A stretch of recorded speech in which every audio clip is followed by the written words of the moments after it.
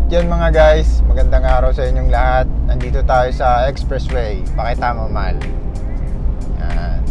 So nandito tayo sa Expressway ngayon guys kasi papunta tayo ng Tarlac City. May home service tayo doon at yung gagawin ko ay koi fish tsaka darumadal.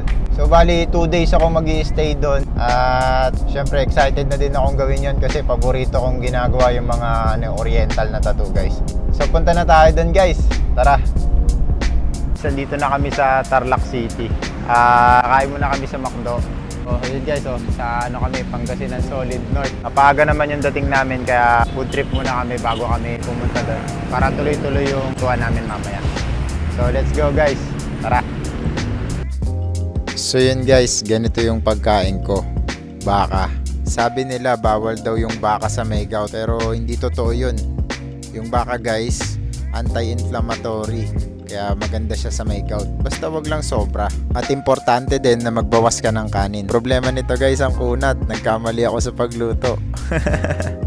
At dito guys, dumating na tayo. Tinatanggal na natin yung cling wrap kasi nagpahid yung kliyente ko ng numbing cream para daw mabawasan yung sakit na mararamdaman niya ngayon. Sa totoo lang, hindi talaga ako naglalagay ng pampamanhid kasi malaki yung chance na lumabo yung tattoo pagka may ganon. At napansin ko din na namula yung balat ni client. Hindi ko alam kung dahil yun sa nilagay niyang cream o dahil lang sa higpit ng cling wrap. Pero basta, ganun yung nakita ko sa balat niya.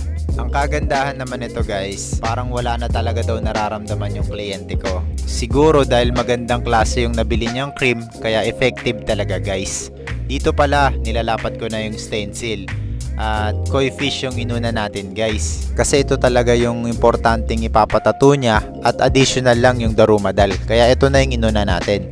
At ito din guys yung matrabaho na tattoo compared dun sa darumadal. Kasi yung kaliskis nito, iisa-isahin mo pa. Kaya medyo matagal talaga. 5RL pala yung gagamitin natin na pang lining dito. Tapos isusolid lang natin yung mga outer lining ng koi ng 7RS para mas umangat pa yung isda.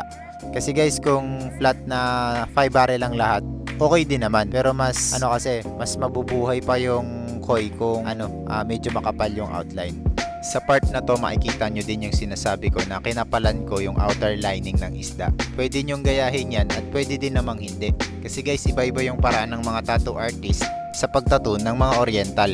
Kasi may kanya-kanya kaming style eh. Yung iba lahat ginagamit RS, yung iba naman manipis. Kumbaga 5RL lang lahat. Kaya ang ginawa ko guys, pinagsama ko yung dalawa na yon para makabuo ako ng ganitong style ng tattoo. At sa shading naman nito, 9cm at saka 11 yung nagamit ko. At dito pala mga guys, malapit na akong matapos. Gusto ko magpasalamat sa kliyente ko na si Sir Norman all the way from United Kingdom. Thank you po sa tiwala at abangan nyo guys yung darumadal na ilalagay natin sa likod nito. Kaya hanggang dito na lang muna. Bye!